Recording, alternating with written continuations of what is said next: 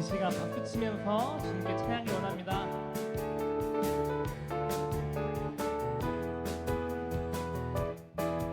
갈릴리 마을, 갈릴리 마을 그 숲속에서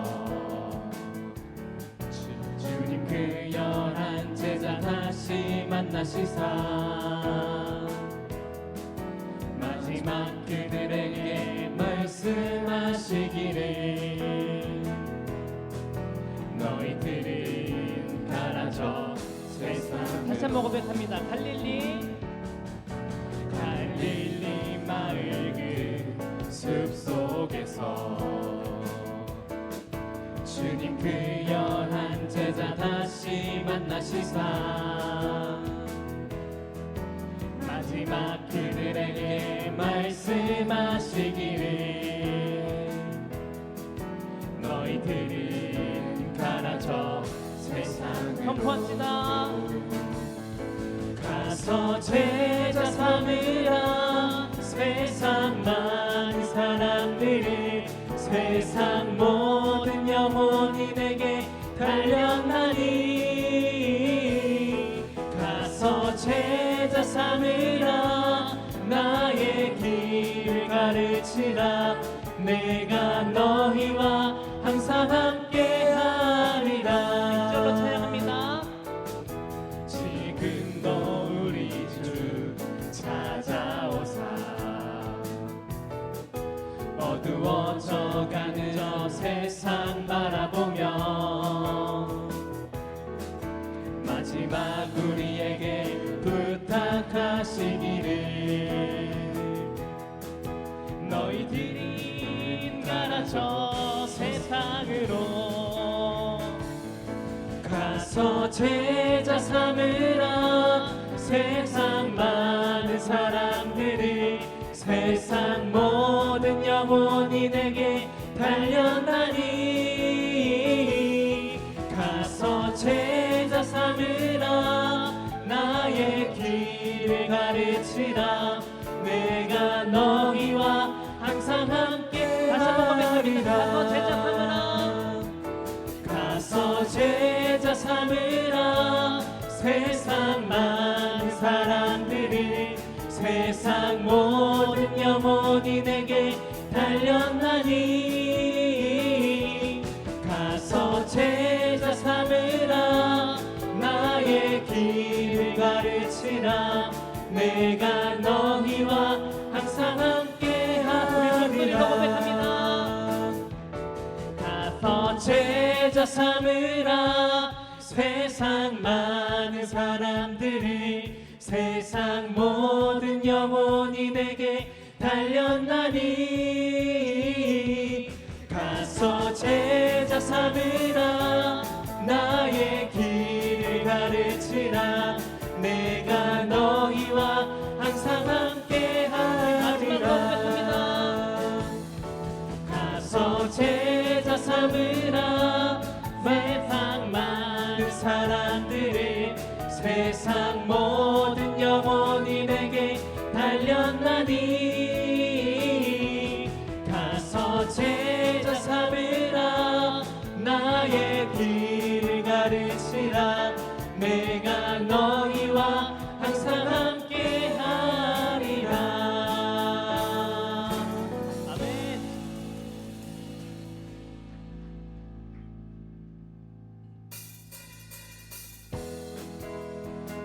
다시 한번 박수 치면서 찬양을 원합니다.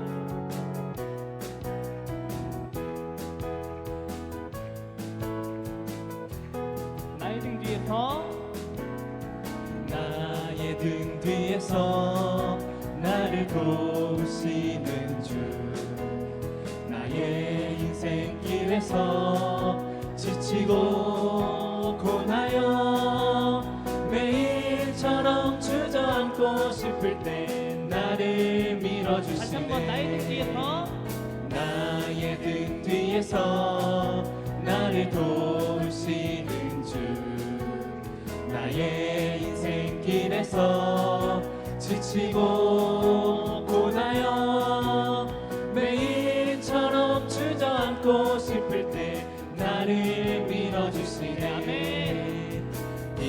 일어나 걸어라 내가 새 힘을 주리니 일어나 너 걸어라 내 너를 도우리 나의 등 뒤에서 나를 도우시는 주 평안히 길을 갈 때 보이지 않아도 지치고 원하여 넘어질 때면 다가와 손 내미시네 일어나 걸어라 일어나 걸어라 내가 새 힘을 주리니 일어나 너 걸어라 내 너를 도우리 나의 등 뒤에서 나를 도우시는 주 때때로 뒤돌아보면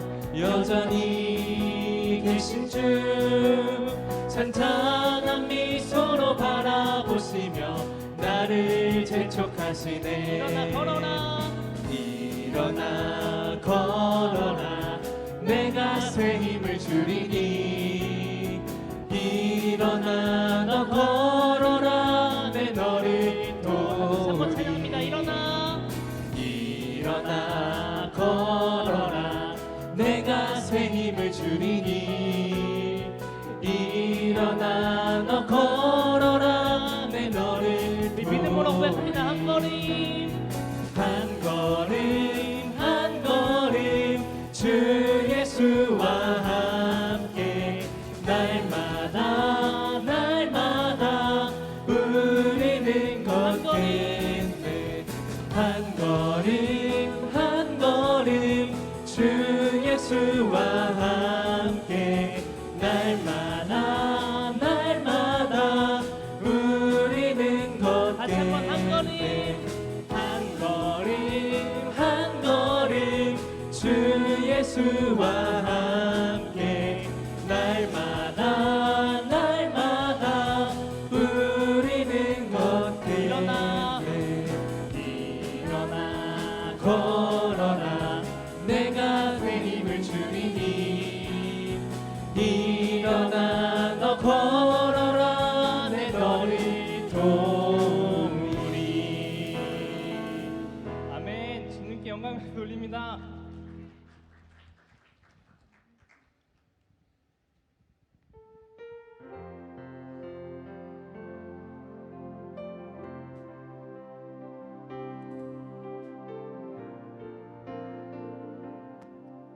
보혈이 지나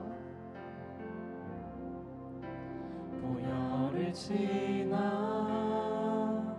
하나님 품으로 보혈을 지나 아버지 품으로 보혈을 지나 하나님 품으로 한 걸음씩 다시 한번 고백합니다. 보혈이 지나 보혈을 지나 하나님 품으로 보혈을 지나 아버지 품으로 보혈을 지나 하나님 품으로 한 걸음씩 나가네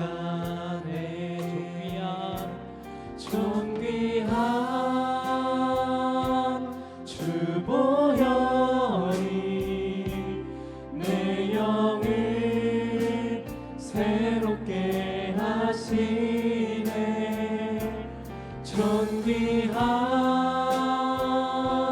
주 보혈이 내 영을 새롭게 이제 처음부터 찬양합니다.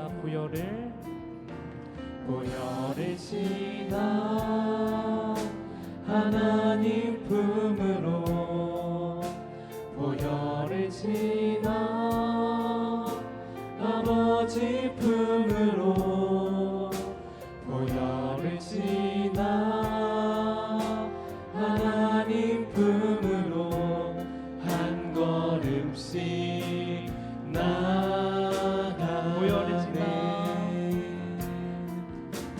보혈을 지나 하나님 품으로 보혈을 지나 아버지 품으로 보혈을 지나 하나님 품으로 한 걸음씩 나가네. 존귀한 주 보혈이 내 영을 새롭게 하시네. 존귀한 주 보혈이 내 영을 새롭게. 다시 한번 찬양합니다. 존귀한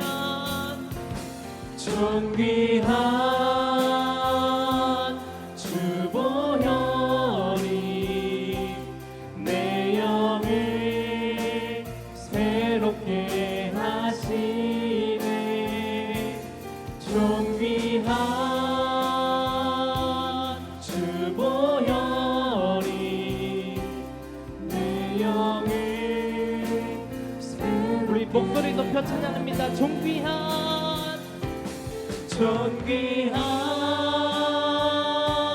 주 보혈이 내 영을 새롭게 하시네. 존귀한 주 보혈이 내 영을 새롭게. 마지막으로 고백합니다. 존귀한 주 보혈이 내 영을 새롭게 하시네. 존귀한 주 보혈이 내 영을 새롭게 하네. 주의 보혈 능력이 또다. 주의 피 믿으오. 주의 보혈 그 어린 양의 매우 귀중한 피로. 주의 보혈 주의 보혈 능력이 또다. 주의 피 믿으오. 주의 보혈 그 어린 양의 매우 귀중한 피. 다시 한번 고백합니다. 주의 보혈 주의 보혈 능력이 또다. 주의 피 믿으오. 주의 보혈 그 어린 양의 매우 귀중한 피로. 우리 목소리로 고백합니다. 주의 보혈 능력이 또다. 주의 피 믿으오. 주의 보혈 그 어린 양의 매우 귀중한 피로다. 이 시간 우리 예배를 받으실 주님을 생각하며 우리 목소리로 고백 기도하시며 나아가시겠습니다.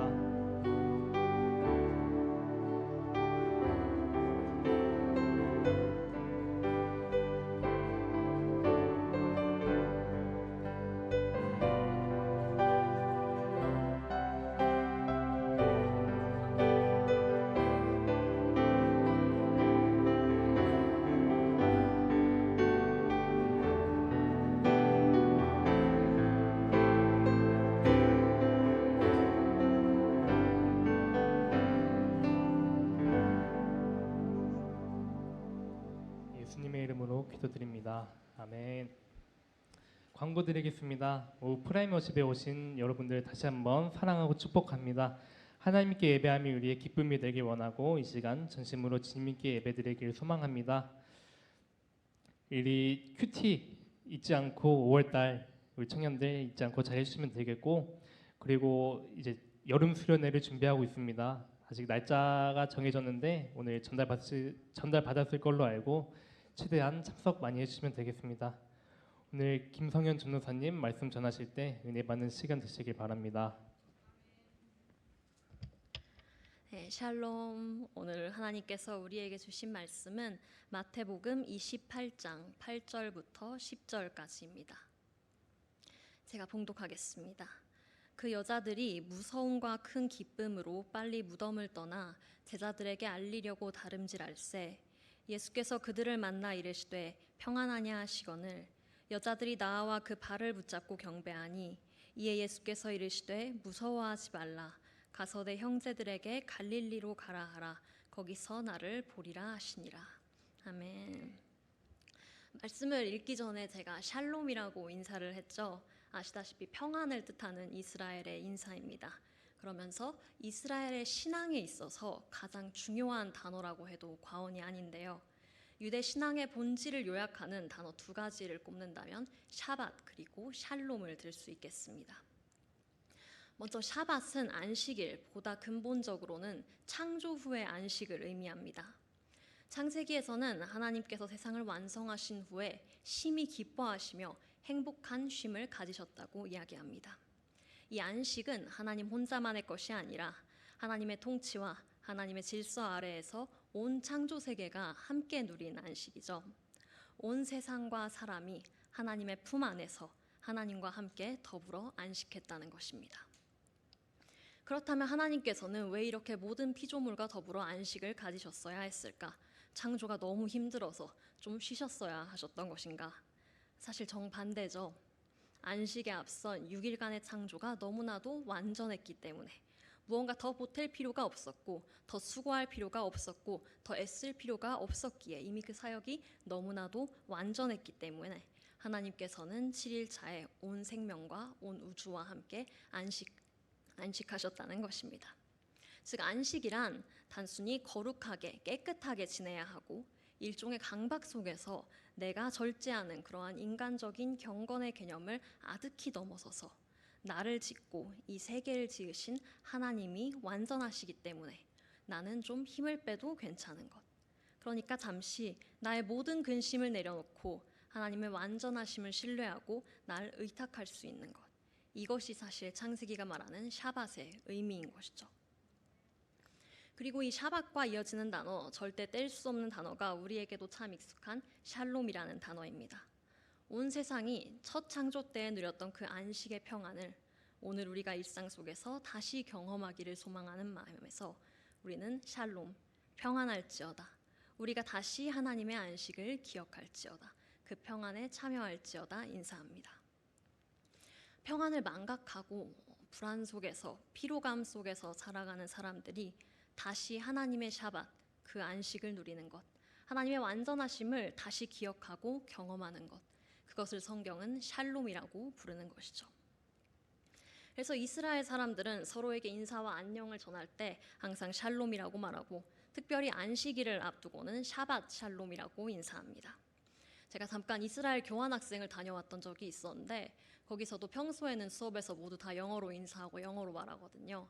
그런데 교수님께서 꼭 주말을 앞두고 안식일을 앞두고 있으면 샤밧 샬롬이라고 인사하시던 게 기억이 납니다. 하나님의 안식이 우리 가운데 반드시 함께할 것이고 이미 함께하고 있다. 그 가운데 우리가 함께 주님의 평안을 누리자는 의미이죠. 오늘날 우리에게도 참 소중한 단어인 것 같습니다. 그런데 안타까운 것은 우리가 때때로 그 중요성을 잊어버리기도 한다는 점입니다. 하나님을 믿고 따르는 것, 그러니까 믿음에 대해서는, 순종에 대해서는 늘 잊지 않고 언급하고 경각심을 가지지만 정작 신앙에 있어서 평안은 때때로 후순위로 인간 행위의 저편으로 밀려버리고 마는 것이죠. 사실 성경에서 믿음과 순종보다 많이 나오는 명령은 두려워하지 마라, 안심해라, 평안하라는 명령인데도 말입니다. 그러니까 정작 내 삶에는 샬롬이 없고 나는 어떠한 평안을 누리지 못하는데 무언가 내가 하나님을 위해서 무엇을 할까 하는 이 어떤 주도권의 전복이 일어나고 있다는 것이죠. 이건 마치 아직 부모님의 사랑을 경험해보지도 못한 아이가 내가 어떻게 효도를 할까, 어떻게 해야 가정의 보탬이 될까 앞뒤를 바꿔서 고민하는 것과도 비슷한 것 같습니다. 물론 믿음, 평안, 순종, 신앙생활의 모든 덕목들은 다 함께 가는 것이지만 하나님께서 우리에게 믿음을 요구하시기 전에 샬롬이 먼저 있었고 하나님께서 순종을 요구하시기 이전에 이 세상은 이미 안식을 누리고 있었다는 점, 이걸 기억하는 것이 중요할 것 같습니다. 그런데 이토록 샬롬이 중요하다는 것, 우리가 평안을 누리는 것이 중요하다는 것은 우리도 다 알고 있고 이스라엘 사람들 모두가 다 알고 있었습니다. 샬롬이 필요 없다, 샬롬은 중요하지 않다라고 하는 히브리인은 아무도 없었습니다. 그러니까 모두가 다 샬롬을 염원하고 샬롬을 기대하고 대망하면서 살아가는데 사실 여기까지는 아무 문제가 없죠. 그래, 하나님께서 우리에게 샬롬을 주셨고 우리에게 평안하라 하셨으니 우리가 그 평안에 참여하자. 이 다짐까지는 모든 이스라엘 사람들이 다 공유하고 있었던 것인데 여기서 생기는 문제는 저마다의 샬롬의 정의가 제각기 달랐다는 것입니다. 아무리 가까운 사이라고 하더라도 그런 차이가 생기거나 하죠. 저희 부모님도 목회를 하시는데 제가 언제 한번 부모님께 여쭤본 적이 있어요. 부모님께 평안이란 무엇인가? 언제 부모님은 주로 평안을 느끼시느냐 여쭤봤는데 아버지는 한적한 곳에서 의자를 딱 펴시고 낚시를 하실 때 머리가 싹 비워지고 그때 그렇게 평안하더라 하시는 말씀을 하셨어요. 그리고 나중에 은퇴하면 제주도에 내려가서 낚시를 하면서 살고 싶다는 말씀도 덧붙였습니다. 근데 어머니는 그걸 듣고 있다가 아니 죽을 때까지 할 수 있을 때까지 사역하는 것이 평안이지 사람을 낚는 어부가 되어야지 왜 물고기를 낚는 어부가 되려고 하시면서 작은 부부싸움이 벌어지는 것을 볼 수 있었는데요. 이렇게 20년 넘게 함께 살아온 부부도 평안에 대한 생각이 제각기 다른데 아예 타인은 오죽했겠습니까? 예수님 당시에 유대 사회에 살던 사람들 간에도 평안에 대한 생각이 제각기 너무나도 달랐습니다. 그때 이스라엘에 수많은 분파들이 있었는데 이들이 말하는 샬롬이 서로 너무나도 달랐고 그래서 죽이고 다투고 미워하고 분쟁하는 일이 발생했다는 것이죠. 이게 참 비극인 것 같습니다. 샬롬은 본래 평안하라는 의미에서 주어졌는데 그 샬롬을 이뤄내려는 과정에서 정작 서로가 모든 샬롬을 무너뜨리고 잃어버리게 되는 기현상이 벌어진 것이죠. 슬라이드를 하나 보시겠습니다. 당대 유대교에 다양한 분파가 있었는데 그중에 대표적인 4개의 분파입니다. 바리새인, 사두개인, 에세네파, 열심당 이렇게 있는데요. 바리새인들에게 샬롬은 모든 유대인들이 회당에 나와서 모세의 율법을 준수하는 것이었습니다. 우리가 다루고 있는 이 율법은 너무 소중하고 너무 숭고해서 우리 같은 지식이들만 이걸 향유하는 것이 아니라 모든 사람이 나와서 이걸 배우고 익히고 지켜야 한다. 모든 사람이 빠짐없이 회당에 나와서 모세의 율법을 배우고 지킬 때 그런 세계가 이루어져야만 우리에게 샬롬이 오리라고 생각했습니다. 그런데 사두개인이 생각하는 샬롬은 또 다릅니다. 이 사람들이 관할하는 장소는 예루살렘 성전이었죠. 그래서 이들에게 샬롬은 그 성전이 더 팽창하고 부흥하고 모두가 이곳에 와서 제사를 드려서 성전의 권세가 강해지고 성전세도 더 많이 걷어들여지는 것. 이것이 사두개인이 생각하는 샬롬이었다는 것이죠. 그리고 세 번째로 에세네파라는 분파가 있었습니다. 에세네파는 그런 중심부의 사역, 그러니까 예루살렘 성전과 회당을 중심에 둔 그 종교성의 환멸을 느낀 사람들이었습니다. 그래서 이 사람들은 모두 광야로 떠나서 은둔 생활을 하고 거기에서 하나님을 예배했습니다.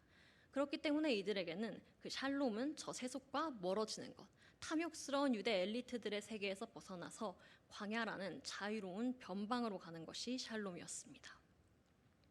마지막으로 열심당이 있습니다. 무장항쟁파라고도 하는데요. 이들에게 샬롬은 더욱더 구체적이고 급진적이었습니다. 세계의 평안을 위협하는 것이 누구냐? 그것들은 로마인들이다. 이 이스라엘에서 로마를 축출하고 모든 이방 것들을 축출해야만 여기에 샬롬이 이루어질 수 있다. 이렇게 생각한 것이죠. 그런데 이들이 생각하는 샬롬이 이렇게 제각기 다 달랐지만 아이러니하게도 사실 보편적으로 비슷한 생각을 가지고 있었습니다. 모두가 여호와 하나님을 사랑하고 그분께 예배드리고 우리가 평안을 일궈내야 한다고 다짐했습니다. 그리고 그 평안을 이루기 위해선 평안을 해치는 저 걸림돌들을 모두 없애버리고 나의 이상을 실현시켜야 한다고 믿었고 그걸 위해서 열심을 다했습니다.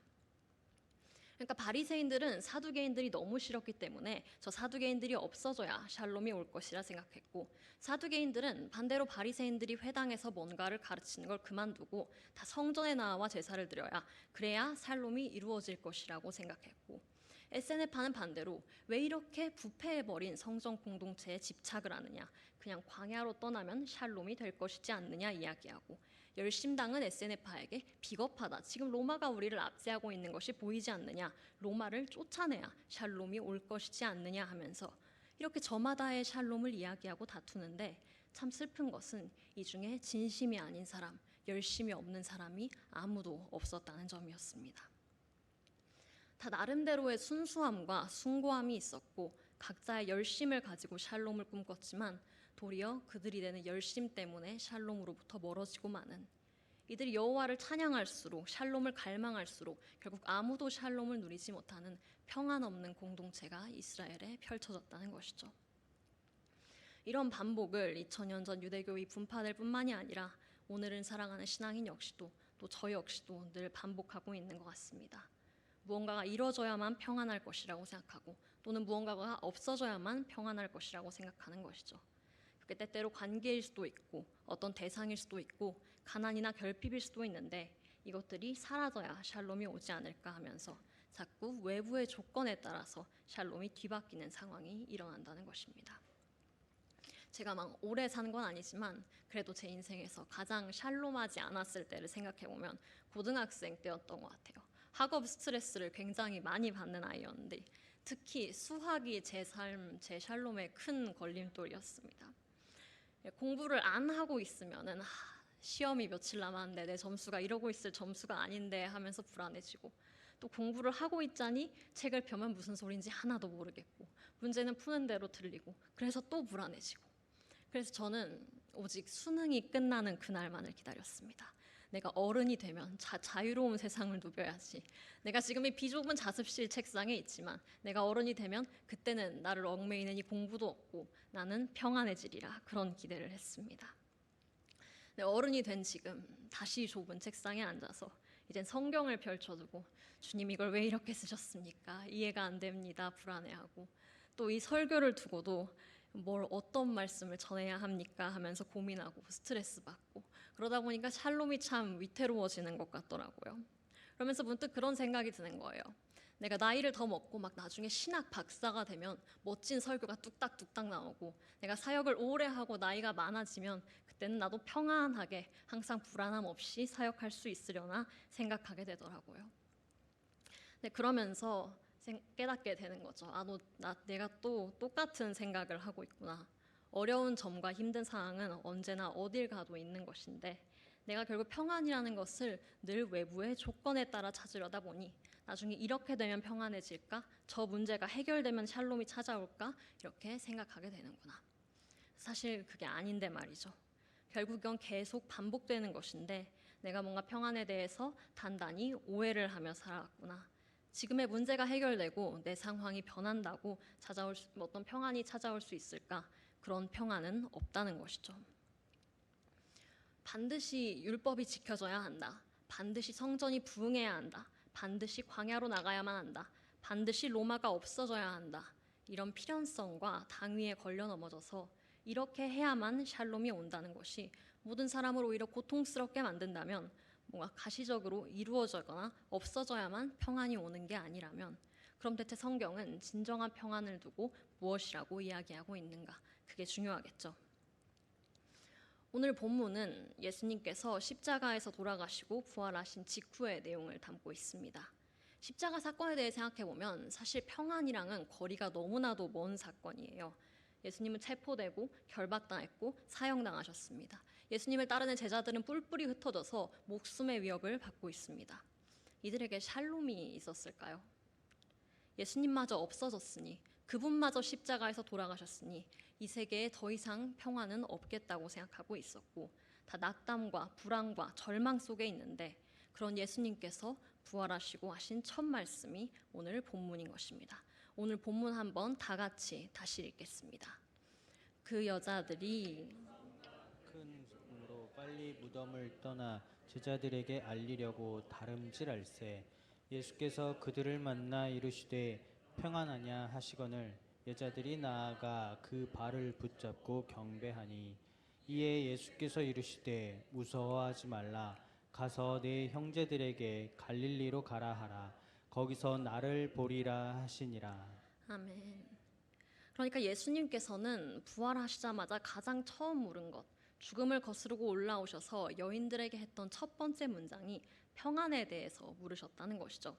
그런데 여기서 우리가 주의 깊게 읽어야 할 것은 내가 부활했으니 이제 너희가 평안해졌느냐라고 말씀하시는 것이 아니라는 점입니다. 내가 죽음에 가 있던 동안, 내가 너희들의 시야에서 사라져 있었던 동안, 나는 죽고 제자들은 도망쳐 있는 그동안 너희들은 평안하였느냐 묻고 있었다는 것이죠. 되게 이상한 질문이죠. 당대 사람들이 생각하는 샬롬의 정의에는 나올 수가 없는 질문입니다.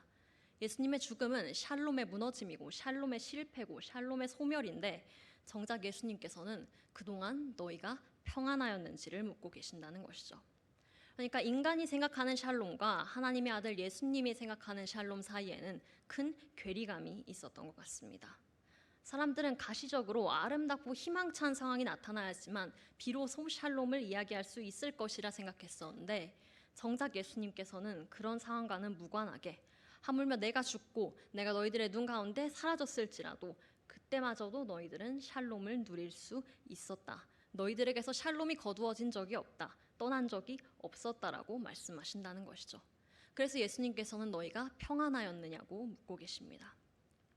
그런데 당대 사람들의 눈에는 이러한 말씀을 받아들이기가 굉장히 어려웠던 것 같습니다. 앞서 말한 유대 네 분파의 평화처럼 나를 불안하게 만드는 모든 요소가 사라져야만 완성될 수 있는 것이 평안이었기에 모든 사람들은 다 평안을 이야기할 때 나를 두렵게 만드는 나의 적이 없어지는 것만을 열망했다는 것이죠. 누가복음 말씀 보시겠습니다. 우리가 잘 아는 호산나의 장면입니다.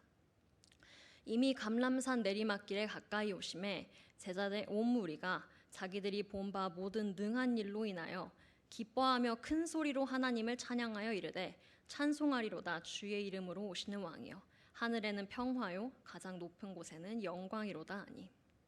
아멘. 여기서 나온 평화가 샬롬입니다. 예수님께서 예루살렘에 입성하셨습니다. 예수님을 환영하며 평안을 외치는 무리들이 무슨 기대를 했을까요? 이제 예수님이 본격적으로 유대인의 왕이 되시고 지금까지 보여주신 그 모든 기적들처럼 천군 천사를 조직하시고 우리를 불안하게 만드는 모든 세력들, 저 로마 제국을 물리치시겠구나. 다윗 왕가의 그 영광을 재현하시고 모든 세계의 정점에 서서 우리에게 무한한 떡과 물고기를 주시겠구나. 그 기대에 차서 기뻐하면서 예수님을 환대하고 호산나를 외치고 드디어 우리에게 샬롬이 임했다 찬양하는데 사람들이 물러간 후에 예수님은 당신을 환대했던 성전을 보시고 우셨다. 이들은 기뻐하는데 예수님은 오열하셨다고 누가복음은 말하고 있습니다. 가까이 오사 성을 보시고 우시며 이르시되 너도 오늘 평화에 관한 일을 알았더라면 좋을 뻔하였거니와 지금 내 눈에 숨겨졌도다. 아멘. 모든 이스라엘 사람들은 드디어 우리에게 샬롬이 드러났구나. 기쁨의 찬송을 부르는데 정작 예수님께서는 샬롬이 너희 눈에 감추어졌구나. 너희가 샬롬에 대하여 알았더라면 좋았을 것을, 진짜 샬롬이 뭔지 알았다면 좋았을 것을 너희에겐 샬롬이 보이지 않는구나 말씀하시면서 우셨다는 것입니다. 사람은 나를 불안하게 만드는 걸림돌들이 사라진 상태를 두고 평안이라 생각했으나 예수님의 눈에는 아니라는 것입니다. 진짜 샬롬은 그런 것이 아닌데 어둠이 다 물러나고 모든 혼돈이 질서가 되는 그런 것이 아닌데 진짜 평안은 전적으로 다른 것인데 나를 기쁘게 만드는 요소가 하나도 없고 해결된 것이 없고 나를 불안하게 만드는 것들이 편재하더라도 그럼에도 불구하고 끊어진 적이 없었던 것이 샬롬인데 사람들은 사건 하나하나에 일희일비하면서 이것은 샬롬이고 저것은 샬롬이 아니다 하며 때로는 기뻐하고 때로는 우는 모습을 보시고 예수님이 절망하셨다는 것입니다. 창세기 1장 1, 2절 말씀 보시겠습니다. 태초에 하나님이 천지를 창조하시니라. 땅이 혼돈하고 공허하며 흑암이 깊음 위에 있고 하나님의 영은 수면 위에 운행하시니라. 처음 하나님이 창조를 시작하셨을 때 세상은 혼란했다고 성경은 증언합니다. 혼돈과 공허와 흑암이 가득한 세상에 하나님은 빛이 있으라 하심을 통해 빛을 만드셨는데, 여기서 중요한 것은 빛이 어둠을 소멸시켜 버린 것이 아니라는 점입니다. 그러니까 어둠은 다 물러가고 빛만 있는 그런 세상을 만드셨던 것이 아니라, 하나님은 그 혼돈을 몰아내지 않고 당신의 창조 세계에 포함시키셨다는 점이죠. 그래서 빛을 낮이라고 부르시고 본래 있었던 어둠을 밤이라고 부르셨고, 이 빛과 어둠을 다 세계의 일원으로서 7일째의 샬롬 아래에 거하게 하셨다고 성경은 증언하고 있습니다. 하나님께서 세상의 모든 혼돈과 흑암과 어둠을 다 포괄하시고 그 위에 당신의 샬롬으로 덮으신 것은 당신께서 능히 이것을 통제할 수 있고 선으로 되돌릴 수 있는 절대적이고 완전한 힘이 있으셨기 때문인데, 오직 인간만이 이 모든 어둠이 사라져야만 진짜 샬롬이 오지 않을까 조바심내며 오히려 샬롬을 잃어버리고 마는 것입니다. 그러나 성경은 창세 이래로 단 한 번도 그런 샬롬은 없었다고 이야기합니다. 이렇게 늘 빛과 어둠이 같이 있고 불안과 기쁨이 같이 있을 수밖에 없는 이런 상황에도 불구하고 태초부터 샬롬은 끊긴 적이 없었음을, 그 꺼려지는 어둠도 주의 손 안에 있고 어둠 너머에는 그 모든 것을 선용하시는 완전하신 주님이 계신다고 이야기하고 있습니다. 마찬가지로 하나님께서는 우리 각각이 가지고 있는 불안 요소들을 완전히 제거하지 않으시기도 하죠. 사실 그러실 때가 더 많은 것 같습니다. 때로는 그것이 필요하다 하시고 우리 안에 어떤 혼란과 불안들을 남겨두시는데, 그때 우리의 시선이 그 모든 혼란과 불안보다 크신 주님을 향해야 함을 믿습니다. 당장 내 눈에 보이는 상황에만 모든 신경이 쏠려서 가시적으로 내가 어떻게든 평안을 이뤄내야겠다, 내가 불안한 상황으로부터 도망쳐야겠다, 나를 불편하게 만드는 이 상황들을 다 없애버려야겠다, 그런 강박이 아니라 잠시 한 발짝 떨어져서, 그래 난 여기서 계속 반복적으로 걸려 넘어지고 콤플렉스가 있고 나를 미워하는 사람이 여전히 내 주변에 있고 온갖 문제들이 산재해 있는데, 이것들은 나에게 너무나도 큰 어둠이고 공허고 흑암인데 그럼에도 불구하고 나는 어떻게 샬롬을 잃지 않을 수 있을까? 우린 그 문제의 답을 주님께 찾고 하나님의 말씀을 의지할 수밖에 없습니다. 똑같이 저 여인들에게 하셨던 물음을 우리에게도 전하시는 것 같습니다. 평안하였느냐? 저도 선뜻 네 그렇습니다 하고 답하기 어려운데, 그럼에도 결국 계속 하나님의 말씀을 의지하고 그 시선을 주님께로 옮겨가야 하는 것이겠죠. 마지막으로 말씀 하나 읽고 맺겠습니다. 요한복음에선 예수님께서 이렇게 말씀하십니다. 평안을 너희에게 끼치노니 곧 나의 평안을 너희에게 주노라. 내가 너희에게 주는 것은 세상이 주는 것과 같지 아니하니라. 너희는 마음에 근심하지도 말고 두려워하지도 말라. 아멘. 요즘 시대를 불안 사회라고 하더라고요. 불안한 세상 속에서 때로는 이 말씀이 나의 삶에 구체적으로 와닿지 않는 순간들이 있더라도 때로는 넘어지고 또 다시 일어나면서 오직 주를 힘입어 일상을 샬롬으로 맞이할 수 있는 모든 성도님이 되시기를 주의 이름으로 축복합니다.